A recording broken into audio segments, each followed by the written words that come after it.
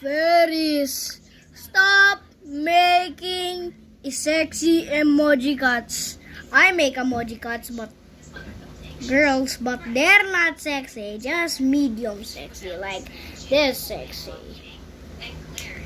I'm gonna kill you with my ruler because I'm baldy and you're not baldy, and I'm not baldy because I have hair, and you're so, there's an ant. I just eat ant. I like eat ants.